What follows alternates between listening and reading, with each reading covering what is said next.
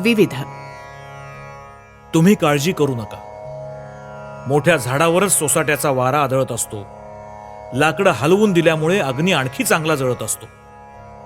सापाच्या डोक्यावर घाव घातल्यामुळेच तो फणा उभारत असतो. ज्वलती चलितेंधनोग्निः विप्रकृतः पन्नगः फणाम कुरुते. हे सगळं अगदी खरंय.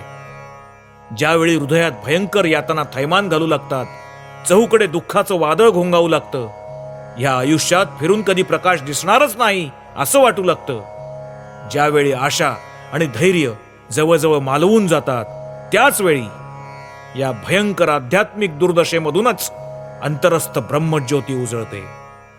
साय लोणी खाऊन फुलांच्या शेजेवर लोळून आणि डोळ्या वाटे कधी एक टिपूसही गाळावा न लागता कोणी कधी मोठा झालाय? कुणाच्या ठाईचं ब्रह्म कधी प्रकट झालंय? जर बुद्धी आणि हृदय यांच्यात विरोध निर्माण झाला तर तुम्ही हृदयाला अनुसरून वागा. कारण बुद्धीचं कार्य तर्क विचार हे आहे. तर्क विचाराच्या क्षेत्रापलीकडे बुद्धी जाऊच शकत नाही. बुद्धीला ज्या ठिकाणी जाता येत नाही अशा उच्च पातळीवर हृदयच आपल्याला घेऊन जातं. ते बुद्धीच्या पलीकडे जातं आणि जिला स्फूर्ती म्हणतात तिच्या प्रत हे जाऊन पोचतं. हृदयवान माणसांना हे लोणी मिळतं आणि बुद्धिमान माणसांच्या वाट्याला फक्त ताकच येतं. आपण प्रामाणिक बनलंच पाहिजे. आदर्शाचं अनुसरण करण्याचं सामर्थ्य जर आपल्या ठाई नसेल तर आपण आपलं दुबळेपण कबूल करूया.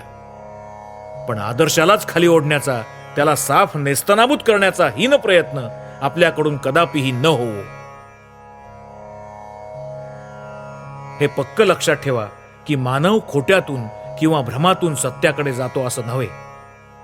तो एका सत्यातून हळूहळू दुसऱ्या सत्यात आरोहण करत असतो.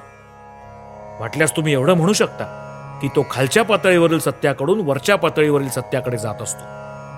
पण तो भ्रमातून सत्याकडे गमन करत असतो, खोट्यातून खऱ्याकडे जात असतो असं मात्र तुम्ही कधीही म्हणू शकणार नाही. प्राणी जितका खालच्या स्तराचा तितकं त्याचं सुख इंद्रियाशी जास्त निगडीत असतं. एखादा कुत्रा किंवा लांडगा लाळ गाळत आणि शेपटी हलवत जसल्या चवीनं आपलं खाणं खातो तसल्या चवीनं माणूस क्वचितच जेवू शकेल. पण कुत्र्याची किंवा लांडग्याची सगळी सुखं इंद्रियातच सामावलेली असतात. प्रत्येक देशातील खालच्या पातळीवरील मानव इंद्रियजनित सुखातच रममाण असतात, तर सुसंस्कृत आणि सुशिक्षित माणसांना चिंतन, तत्वज्ञान, कला, विज्ञान या सगळ्यामध्ये आनंद लाभत असतो. अध्यात्म तर आणखी वरच्या पातळीवरची गोष्ट आहे. जगाचा इतिहास हा बुद्ध आणि येशू ख्रिस्त यांच्यासारख्या व्यक्तींचा इतिहास आहे. विकाररहित आणि आसक्तीरहित लोकच जगाचे पुष्कळ भलं करतात. जीवनात यशस्वी होणाऱ्या प्रत्येक मनुष्याच्या ठाई चारित्र्याची प्रचंड शक्ती आणि अत्यंत निष्कपटता हे गुण असतातच. आणि ह्या गुणांमुळे त्याला जीवनात अपूर्व यश प्राप्त होत असतं. तो संपूर्णपणे निस्वार्थ कदाचित नसेलही, पण तो निस्वार्थ होण्याच्या मार्गाला निश्चित लागलेला असतो. जर तो संपूर्णपणे निस्वार्थ असता तर त्याला लाभलेलं यश हे बुद्धदेवांना किंवा येशू ख्रिस्तांना मिळालेल्या यशा इतकंच महान ठरलं असतं. तुम्ही किती निस्वार्थ आहात यावरून तुम्ही किती प्रमाणात यशस्वी होणार हे ठरत असतं. ज्या माणसाच्या ठाई सत्य, पावित्र्य आणि निस्वार्थ वृत्ती या 3 गोष्टी असतील त्या माणसाचा नाश करण्याची क्षमता विश्वातील कोणत्याही शक्तीत नाही. या 3 गोष्टी असल्यावर अखिल विश्व जरी विरोधार्थ उभं टाकलं तरी त्याला तो एकटाच माणूस सहज तोंड देऊ शकेल. पुढे चला. आपण काहीतरी चुकीचं काम केलंय असं जरी तुम्हाला घटकाभर वाटलं तरी मागे वळून बघू नका. जर त्या चुका तुमच्या हातून पूर्वी घडल्या नसत्या तर आज तुम्ही जसे आहात तसे झाला असता असं तुम्हाला वाटतं का? म्हणूनच चुकांचे आभार माना. नकळत त्या तुमच्या बाबतीत जणू देवदूत बनले आहेत. दुःखांनाही धन्यवाद द्या, सुखालाही धन्यवाद द्या. तुमच्या नशिबी काहीही आलं तरी त्याची पर्वा करू नका. ध्येयाला चिकटून राहा, पुढे चला. परोपकार करणं हा धर्म होय. दुसऱ्याला पीडा देणं हा अधर्म होय. सामर्थ्य आणि पौरुष हा धर्म होय. दौर्बल्य आणि भेकडपणा हा अधर्म होय. स्वातंत्र्य हा धर्म होय, पारतंत्र्य हा अधर्म होय. ईश्वरावर आणि स्वतःच्या आत्म्यावर विश्वास ठेवणं हा धर्म होय. संदेह हा अधर्म होय. एकत्वाचं ज्ञान हा धर्म होय. भेद पाहणं हा अधर्म होय. आजच्या काळात जर एखाद्याने मोझेसचं, बुद्धाचं किंवा ख्रिस्ताचं वचन उद्धृत केलं, लोक त्याला हसतात. पण तेच त्याला हक्सले, टिंडॉल किंवा डार्विनचं नाव उच्चारू द्या, लोकांना ते एकदम पटेल. हक्सले असं म्हणतो, बस पुष्कळांना एवढंच पुरे. आहा, अंधविश्वासाचा केवढा प्रभाव हा. पूर्वी होता धार्मिक अंधविश्वास, आता आहे वैज्ञानिक अंधविश्वास. फरक फक्त इतकाच की त्या जुन्या अंधविश्वासातून जीवनदायी आध्यात्मिक तत्व लाभत असत, तर आजच्या आमच्या आधुनिक अंधविश्वासातून निष्पन्न होतो केवळ काम आणि लोभ. तो अंधविश्वास होता ईश्वराची पूजा, हा अंधविश्वास आहे कप पदार्थ धनाची, नावलौकिकाची किंवा सत्तेची पूजा. त्या दोहोत बरीक हा फरक आहे करा. खरीखुरी समानता या जगात कधीच नव्हती आणि कधी असूही शकणार नाही. या इथे आपण सारे समान होणं शक्यच कसं आहे. ही अशक्य कोटीतील समानता जर खरोखर अवतीर्ण झाली तर मग सगळ्या जगाचा मृत्यूच ओढवला म्हणून समजा. माणसातला फरक असतो तो कशामुळे? बुद्धीच्या तारतम्यामुळेच ना.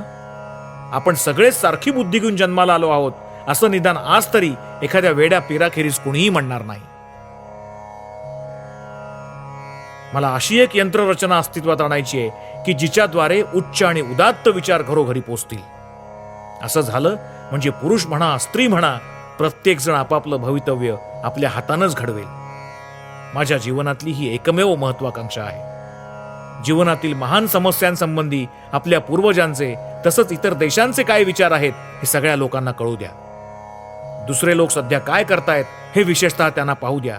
त्यानंतर त्यांचं कर्तव्य कोणतं हे ते स्वतःच ठरवतील. आपल्याला केवळ रासायनिक द्रव्य एकत्र मिसळायची आहेत, मग त्यांचं स्फटिकी भवन निसर्गाच्या नियमानुसार आपोआपच होईल.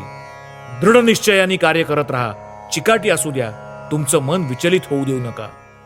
धर्माला धक्का न पोहोचवता सर्वसामान्य जनतेची सर्वांगीण उन्नती हे ध्येयवाक्य समोर ठेवा. लोक तुझी निंदा करोत की स्तुती करोत, लक्ष्मीची तुझ्यावर कृपा होवो किंवा न होवो, या क्षणी वा युगांती मरण येवो, न्याय्य मार्गापासून चळू मात्र नकोस. मोह संकटाची केवढाली वादळ पार करावीत तेव्हा कुठे शांती समाधानाचा किनारा गवसतो. माणूस जितका मोठा तितक्याच कठोर आणि दारुण परीक्षांमधून त्याला पार व्हावं लागतं. माझा असा दृढ विश्वास आहे की कपट किंवा चलाखी करून जगात कोणतंही महत्कार्य साधता येत नाही. जो स्वतःची फाजील काळजी घेतो तो पदोपदी संकटात पडतो. आदर आणि मान नाहीसा होईल म्हणून जो सतत भीत असतो त्याच्या वाट्याला नेहमी अपमानच येतो. आणि ज्याला आपला तोटा होण्याची सतत भीती वाटते त्याचा नेहमी तोटाच होतो, हे मी जगात पाहिलेलं आहे.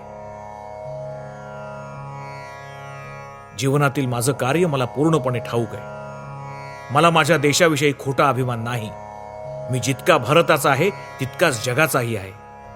फक्त सुशिक्षित हिंदूंमध्येच आढळून येणाऱ्या जात्यंध, धर्मभोळ्या, निर्दय, दांभिक, नास्तिक भेकडांमधील एक बनून जगावं आणि मरावं यासाठी मी जन्माला आलोय असं तुम्हाला म्हणायचंय का?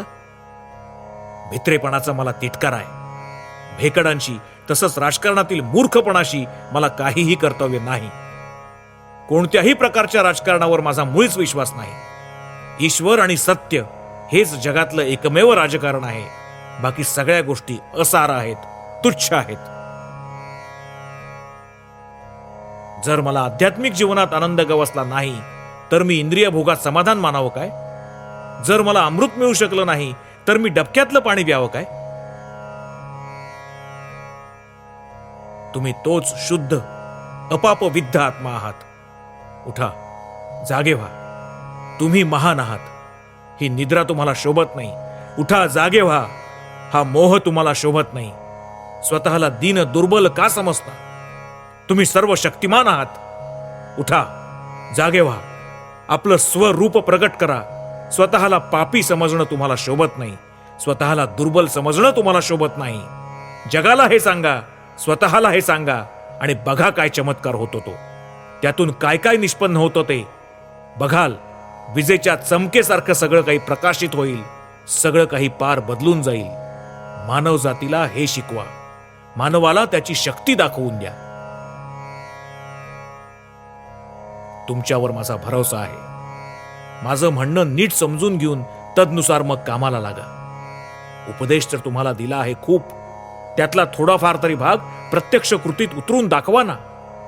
जगाला जरा पाहू दे की मी केलेला उपदेश ऐकल्याचं काही चीज झालं आहे.